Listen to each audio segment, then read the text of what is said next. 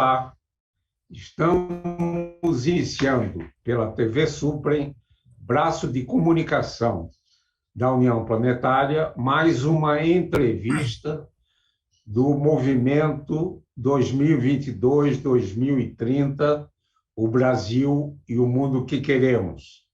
Uma parceria da Universidade de Brasília, através do Núcleo de Estudos do Futuro, do Centro de Estudos Avançados Multidisciplinares, com a União Planetária. Hoje teremos o privilégio de conversar com o professor e educador Célio da Cunha. Vamos revisitar sua formação básica e superior e conhecer suas atividades na área de educação. O nosso convidado é graduado e licenciado em Pedagogia pela Universidade Presbiteriana Mackenzie. É especialista em Psicologia da Educação pela Universidade de São Paulo. É mestre em Educação pela Universidade de Brasília e doutor em Educação pela Unicamp. Tem um pós-doutorado na Universidade Lusófona de Humanidades e Tecnologia de Lisboa, em Portugal. Foi professor da Universidade Federal do Mato Grosso. É professor aposentado da Universidade de Brasília. Atuou como assessor e editor da Unesco e trabalhou no CNPq, atuando como superintendente da área de Ciências Humanas e Sociais. Foi diretor e secretário adjunto de Política Educacional do Ministério da Educação. Atua em várias áreas da educação, tendo publicado 37 artigos, 84 capítulos de livros e 43 livros. Orientou 15 mestrados, 24 doutorados e supervisionou 3 pós-doutorados. Recebeu inúmeros prêmios e homenagens, das quais eu destaco: doutor honoris causa pelo IESB, Ordem Nacional de Mérito Educativo, concedido pela Presidência da República, e Grande Medalha de Mérito Educacional do Governo de Minas Gerais. Atualmente é professor do Programa de Mestrado e Doutorado em Educação da Universidade Católica de Brasília. Muito obrigado, professor Célio da Cunha, por ter aceito ao nosso convite. Eu pediria, inicialmente, para revisitar sua infância e juventude, sua formação básica e superior e os caminhos que o levaram para a área da educação. Bom, eu quero inicialmente agradecer o honroso convite feito pelo professor Isaac Reutemann, um dos cientistas mais eminentes do Brasil e que de incessante luta pelos direitos à educação, pela universidade, pela ciência. Muito obrigado pelo convite, professor. Bom, a minha infância não foi uma infância fácil, foi uma infância muito difícil. Minha família morava em área rural e eu, para realizar os primeiros estudos, né, a antiga escola primária, né, eu andava por volta mais ou menos, acho que de 6 ou 7 quilômetros por dia a pé. Eu já comecei a estudar com um certo atraso e assim eu iniciei assim a minha caminhada. Eu nasci em Minas Gerais, mas com muito cedo minha família mudou para o estado de São Paulo, em Presidente Bernardes, onde eu fiz então o curso primário com todas as dificuldades e também o curso, pelo menos parte do ginasial. Foi uma infância muito difícil, eu sempre tive que trabalhar desde os primeiros... Aliás, eu trabalho desde 10, 12 anos de idade até hoje. enfrentei toda a sorte assim de dificuldades e não foram poucas não. Até chegar em São Paulo, onde eu completei o curso ginasial, depois eu fiz também o antigo colégio e cheguei à universidade. Em São Paulo, eu tive, acho que uma experiência muito boa, assim, marcante, sobretudo que eu fui estudante de uma escola secundária, de um bairro operário de São Paulo, o bairro da Vila Maria, onde eu fui aluno do curso clássico e, posteriormente, eu fui professor no colégio. Lecionei nessa escola durante um período e foi nessa escola, no Colégio Senador Paulo Egídio, na Vila Maria, em São Paulo, que desenvolvemos uma experiência de cidadania realmente extraordinária. Nós editávamos um jornal de 8 páginas, os alunos do colégio, de 8 páginas, assim, sendo a primeira página colorida, entrevistávamos todos os candidatos do bairro, entrevistávamos políticos, levávamos para a Vila Maria conferencistas da Universidade de São Paulo, de outras instituições. Então, foi uma experiência realmente muito valiosa, de incentivo a grupos teatrais, de incentivo à participação estudantil, né?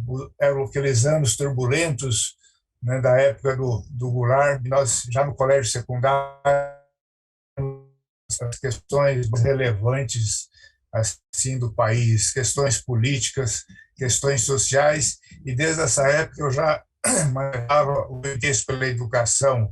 Eu ainda tenho até hoje o jornal que editávamos nesse colégio, e tem um artigo meu sobre a valorização, da importância da valorização do professor. De forma que eu comecei muito cedo assim, o meu interesse pela educação. E quando eu terminei a Universidade de São Paulo, passei um ano na USP fazendo o mestrado na área de psicologia da educação, mas que eu não concluí, porque me foi feito um convite pela uma faculdade pública que estava sendo organizada lá na fronteira. Então eu aceitei o convite e iniciei minha carreira no ensino superior na fronteira com Bolívia, onde desenvolvemos também uma experiência muito boa, que quando chegamos em Corumbá, um grupo de professores paulistas, Corumbá tinha apenas, acho que 1 ou 2 professores formados em universidade. E aí conseguimos também uma grande experiência. Levamos vários professores conferencistas de São Paulo, de outras regiões, para nos ajudar em Corumbá, nos ajudar nos finais de semana, dando cursos rápidos. E passei 2 anos em Corumbá, e realmente hoje Corumbá já foi incorporada uma das unidades da Universidade Federal de Mato Grosso do Sul. Em seguida, eu recebi o convite e fui ajudar a estruturar a Universidade Federal de Mato Grosso, em Cuiabá, onde eu passei 3 anos. Foi também assim uma grande experiência. Acho que uma experiência assim fantástica, onde nós tivemos assim nesse período a coragem de levar para a universidade, inclusive os irmãos Vilas Boas, além de vários antropólogos da missão Anchieta, dos jesuítas, porque nós pensávamos nessa época numa universidade da selva, numa universidade localizada ao meio de 3 grandes regiões fisiográficas, né? O Pantanal Mato-Grossense, o Cerrado e a Floresta Amazônica. Foi também uma experiência assim muito boa. Eu acho que eu contribuí para a expansão da universidade. Hoje a Universidade Federal de Mato Grosso, ela tem assim, desfruta de um bom status. Ainda recentemente o seu curso de medicina foi reconhecido como um dos cursos bons do país, e foi também no auge da atuação na Universidade Federal de Mato Grosso que eu recebi também o convite para atuar no Ministério da Educação, onde eu fui para o Ministério da Educação, no antigo Departamento de Assuntos Universitários. Foi outro local assim de uma belíssima assim experiência, e onde tivemos a oportunidade, talvez, assim, de participar, acho que pioneiramente, de uma política de diversificação da educação superior no Brasil, sobretudo implementando aquelas carreiras tecnológicas de nível superior, de menor duração, inspirado lá nos Community College dos Estados Unidos e também na experiência francesa, a experiência inglesa. E hoje é uma experiência assim que eu acho que ela vingou no Brasil, está assim em plena expansão no Brasil hoje nas várias áreas, nos vários setores do conhecimento. Foi também uma experiência no antigo Departamento de Assuntos Universitários do MEC, uma experiência assim muito boa. E foi nesse período também que eu fui transferido para a Universidade de Brasília. Também foi na Faculdade de Educação, onde vivemos também uma experiência muito bonita, realizando vários eventos, publicando, criamos uma coleção de obras importantes na área da educação, juntamente com o professor Vieira, a professora Abádia, uma coleção que ela chegou, acho que a quase 40 títulos assim publicados, e foi nesse período também que eu acabei recebendo o convite assim da Unesco. Hesitei muito no convite, para aceitar o convite, mas acabei aceitando. Foi a época que a Unesco era administrada pelo argentino, embaixador argentino, o Jorge Vertain, e passei 11 anos na Unesco, e foi uma experiência assim belíssima. Jorge Vertain conseguiu, acho que, transformar a Unesco realmente apenas de um modesto escritório que existia em Brasília, realmente numa representação nacional assim forte, atuando publicamente, com relevância, enfrentando obstáculos, enfrentando pressões. E foram 11 anos assim, acho que de grandes realizações e de uma luta assim pela educação pública no Brasil. A experiência da Unesco foi uma experiência assim muito importante. Eu acho que nós conseguimos, sob a liderança do Vertain, nós conseguimos colocar assim na agenda dos políticos, na agenda do Ministério da Educação, a ideia de uma política de Estado para a educação. E nessa direção, pela Unesco, nos valendo assim do selo Unesco, conseguimos mobilizar grandes segmentos da imprensa, mobilizamos economistas, publicamos livros, por exemplo, o que pensam os economistas a respeito da educação, o que pensam os cientistas, o que pensam os jornalistas, o que pensam diferentes políticos. Então, nós vivíamos realmente dialogando com parlamentares, dialogando com figuras expressivas da comunidade acadêmica, da sociedade civil brasileira, em prol assim da educação. Eu acho que nós conseguimos assim, acho que ajudar a colocar a ideia de uma educação assim de uma educação do Estado, né? Não apenas de governo. Conseguimos agendar isso na agenda dos principais políticos assim do Brasil. E, simultaneamente, nós conseguimos editar na Unesco também vários livros, não só na área da educação, mas na área da educação, da ciência, da cultura, da comunicação. Quando deixei a Unesco, e eu deixei a Unesco já que a Unesco tem um tempo de idade que é obrigado, né, a retirada é automática. Ainda assim, Paris prorrogou o meu contrato por mais 3 anos, né? Mas eu, quando deixei a Unesco, o que eu me orgulho muito até hoje, né, nada mais, nada menos do que 400 obras editadas, traduzidas nas diferentes áreas do mandato da Unesco, na educação, na ciência, na cultura, na comunicação, obras assim, com rigor assim gráfico, com um primor gráfico, obras relevantes e muito muito bonitas, e distribuímos gratuitamente esses livros, aonde tínhamos assim fôlego, né, para as universidades, para as organizações da sociedade civil, para as prefeituras, para os estados. Nós reuníamos secretários de educação, por volta recebíamos pressão que a Unesco estava interferindo em assuntos brasileiros, mas não estava interferindo em nada, nós estávamos assim, lutando para colocar a educação como primeira prioridade nacional. E foi um pouco antes disso, uma coisa que eu me orgulho até hoje, já que nós comemoramos esse ano o centenário, né, de nascimento do Darcy Ribeiro, né? Um pouco antes, quando eu estava no MEC, eu fui eleito membro do Comitê de Educação da OEA, lá em Washington, né? E quando eu cheguei, minha primeira reunião no comitê, existia o prêmio de Educação das Américas, o prêmio Andrés Bello, e verifiquei que nenhum brasileiro tinha ganho ainda esse prêmio, né? Então foi quando nós colocamos e lutamos pela candidatura primeiro do Paulo Freire, professor Reutemann. A candidatura do Paulo Freire ainda ela não foi ainda bem assim contada.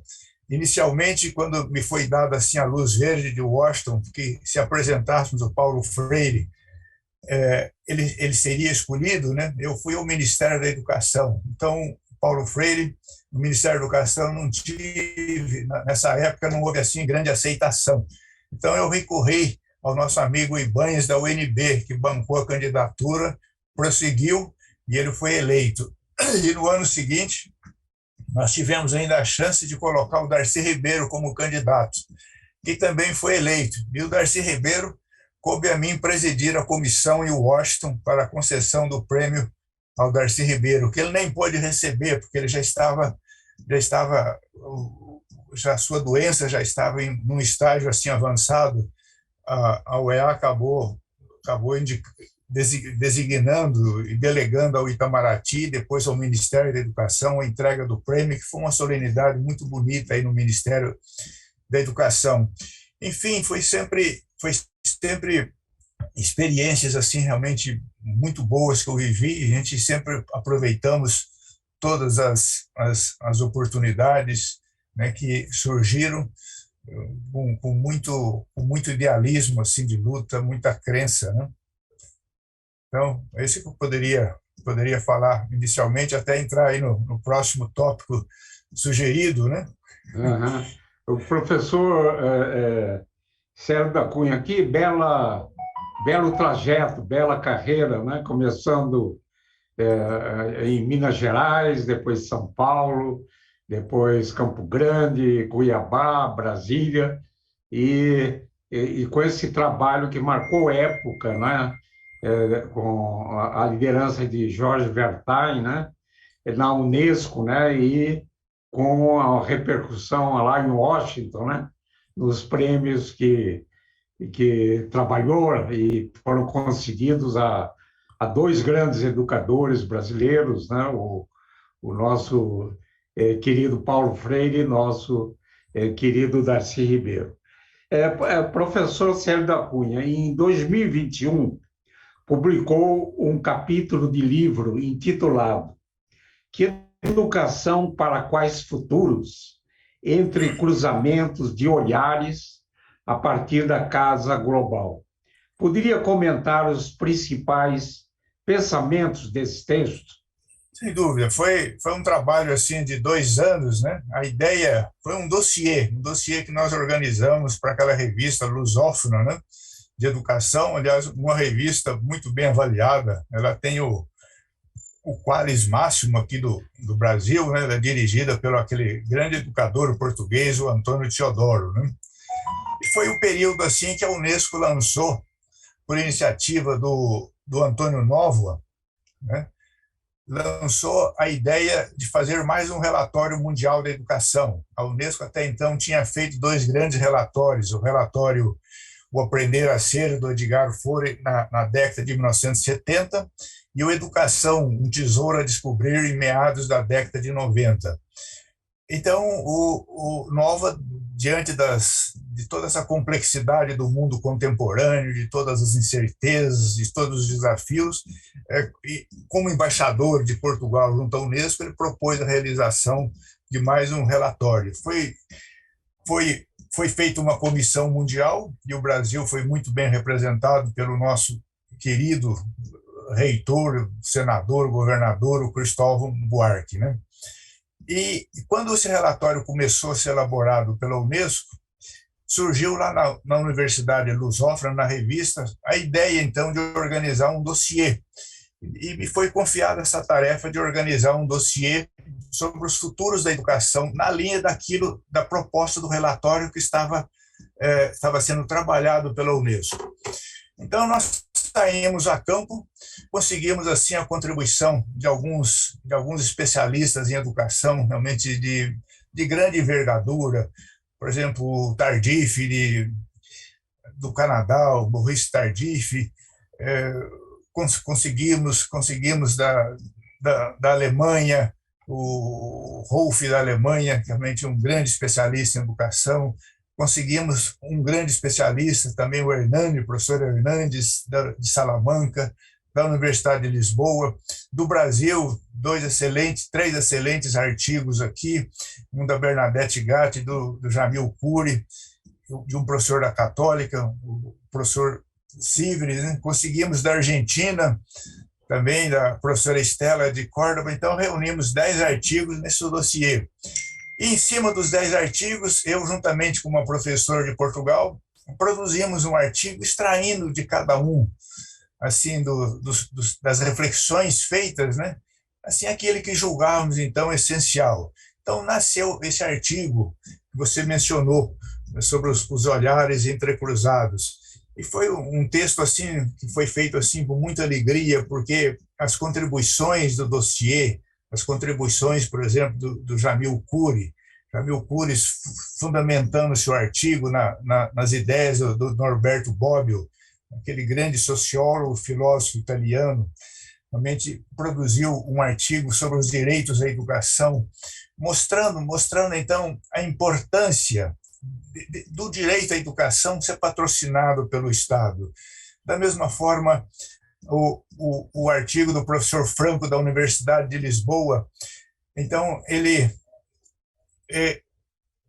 retoma um tema que certamente o professor Isaac gostaria muito, que é uma antiga polêmica que tinha sido objeto de um excelente livro, As Duas Culturas, do Charles Snow, aquele inglês, discutindo a ausência de diálogo entre humanistas e cientistas, né? Então, esse professor de Lisboa, ele escreve um artigo sobre a universidade e ele ainda reclama hoje, usando a expressão dele, da subalternização das humanidades. Então, a importância de fortalecer as ciências humanas e fortalecer esse diálogo entre os humanistas e os cientistas, que o professor Reutemann é um exemplo de fazer hoje essa ponte interdisciplinar. O professor Reutemann hoje tem um privilégio assim, de dialogar com os vários setores e sempre um diálogo assim, em alto nível. Esse foi o objeto do artigo do professor Franco de Lisboa e a professora Bernadette Gatti aqui no Brasil também, juntamente com um grande colega seu também, o Menezes, lá da USP, né, Luiz Carlos Menezes, produziu um excelente artigo já procurando olhar a educação na pandemia. O que fazer, como recuperar a educação brasileira na pandemia. E nesse número também incluímos um artigo sobre a educação na Amazônia. Tem sido uma região, assim, do ponto de vista educacional, um pouco deixado à margem. E três professores da Universidade Federal do Pará fizeram um excelente trabalho também nessa direção. De forma que foi uma revista, e para não falar num artigo assim do professor Tardif, e o professor Tardif, que eu reputo assim, um dos grandes pensadores contemporâneos da educação hoje no mundo, né? Hoje lá ele está em Montreal, e ele produziu um artigo assim, chamando a atenção para aspectos assim importantes. Ele chama atenção, por exemplo, No caso da pandemia, olha, na pandemia, nós não perdemos, não ocorreram apenas perdas de aprendizagem. Então, ele chama atenção também para um outro lado dessas perdas, que é da interação humana. Olha, e ele tem plena razão. Por que isso? Porque o mundo todo foi construído na interação humana e, de repente, isso é interrompido. Né? Então, realmente é um corte assim muito grande. Então, o artigo do Tardif chama atenção para isso, como o artigo dele também levanta um outro aspecto assim bastante novo e fundamental e que deverá assim ser objeto assim de investigações, já está sendo, e de preocupações no futuro, onde ele se refere a um casamento que está ocorrendo entre a psicologia cognitiva e a neurociência. Isso aí, então, em termos de educação infantil, realmente abre um campo assim de pesquisa impressionante e absolutamente necessário. E o professor Reutemann sabe disso, a importância da infância, né, assim, na construção do ser das pessoas, da sua personalidade, do seu desenvolvimento social, psicomotor, né, cognitivo. Né? Então, realmente, esse casamento da psicologia cognitiva com a neurociência certamente vai iluminar assim, um caminho fantástico aí pela frente. De forma que o dossiê ele possui assim, os 10 artigos reunidos assim, foi assim, uma espécie de contribuição a esse debate mundial, realmente que está hoje no relatório da Unesco, né, reimaginar o futuro juntos. Né? Muito bom, professor Célio da Cunha. Professor, como analisa a educação brasileira atual? Né? Quais seriam os gargalos e as prioridades?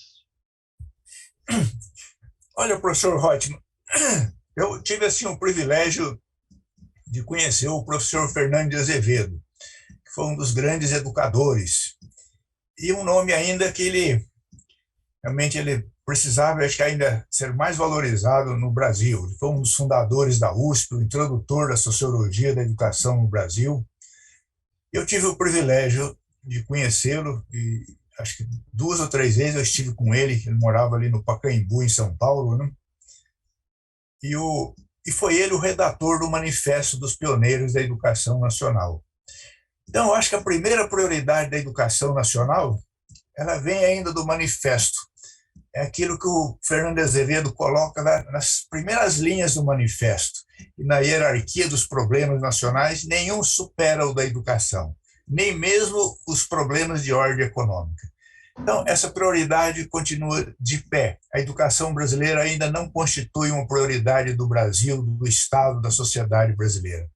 Essa realmente assim é aquela prioridade assim que realmente eu destacaria. Simultaneamente com isso, que está também no manifesto, o Pacto Federativo. Esse Pacto Federativo, no sentido de ser um pacto federativo mais solidários, mais ou menos até seguindo a inspiração daqueles que fizeram a Constituição Americana lá em Filadélfia, em 1787, onde eles reconheceram que os estados mais ricos deveriam ajudar os mais pobres. Quer dizer, e o nosso federalismo no Brasil é um federalismo hegemônico. Quer dizer, então, na educação, nós precisávamos então desse federalismo solidário, esse pacto federativo solidário. E certamente aí ampliando os recursos da educação, porque para a educação ser prioridade, não pode ser prioridade apenas nos discursos, ela tem que ser prioridade também em termos de orçamento. Eu me lembro que na época que a gente trabalhava com o Wertheim sempre perguntava o que acontecia com o Brasil, que todos os políticos, os governantes, eles no discurso eles priorizam a educação, mas na hora realmente a prova dos 9, realmente em termos de orçamento, esse discurso não é convertido em realidade. O que acontece? Então nós fazíamos uma reflexão. O que aconteceu historicamente com a elite brasileira? Talvez uma elite que historicamente sempre olhou para o seu próprio umbigo, uma elite assim insensível ao outro. Então, o Pacto Federativo hoje ele é absolutamente, eu acho que uma outra prioridade. Acho que a terceira prioridade, e essa é uma prioridade histórica, né, é o professor. O professor, o professor ele tem que ser valorizado, como fizeram outros países, a Coreia, a Alemanha.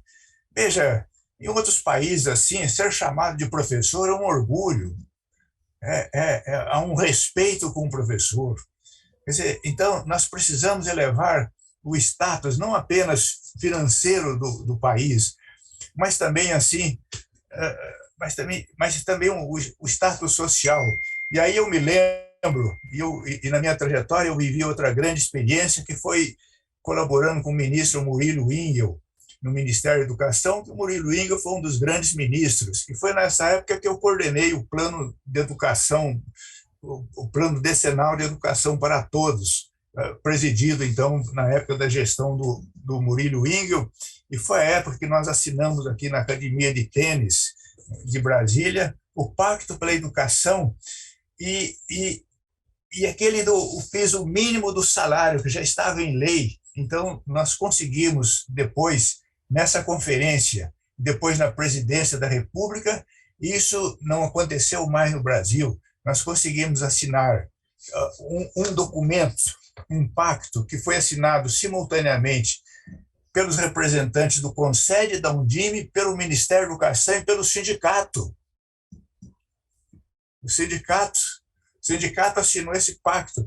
E o próprio ministro Haddad, de vez em quando, ele lembrava disso. Olha, quando ele levou para frente a ideia do piso salarial, falou, olha, o que eu coloquei foi executar o pacto assinado na época do ministro Murilo Ingel. Então, e era um pacto pela valorização do professor, né? Então, isso é extremamente importante. Essa eu considero, então, acho que a terceira grande prioridade, que é aquilo que dizia o Zeverino Vaz, quando ele foi reitor da Unicamp, né? Zeverino Vaz, uma vez, ele fazendo uma conferência no Rio de Janeiro, ele disse o seguinte, olha, a primeira prioridade da educação é formar bons recursos humanos, né? Formar bons professores. Aí ele parou assim, fez um silêncio e depois falou, olha, a segunda, terceira, quarta, quinta prioridade também é isso. E ele fez isso na Unicamp. Ou seja, eu não preciso de instalações sofisticadas, mas eu preciso de instalações boas, simples, mas se eu tiver nessas instalações alguns cérebros, aí eu faço um bom ensino, eu faço uma boa pesquisa. Quer dizer, então, esse professor está na centralidade de qualquer política de educação. É uma das grandes prioridades da educação brasileira. Sem dúvida, professor Célio da Cunha, né? Precisamos valorizar, né, os nossos professores. Professor Célio, estamos nos aproximando do final dessa conversa e nosso movimento, ele procura estimular os jovens para construírem os caminhos para termos um Brasil e um mundo melhor e mais justo. Poderia, nesse finalzinho de programa, enviar uma mensagem aos jovens que nos assistem? Olha, professor Rothman, com uma alegria muito grande. Eu acho que a mensagem que eu poderia enviar agora, e a recomendação aos jovens, é, se possível, fazer uma leitura, já está na internet, já com tradução já em língua portuguesa, né? Desse fantástico relatório concluído recentemente pela Unesco, né? Que é um novo contrato social para a educação, reimaginar o futuro juntos.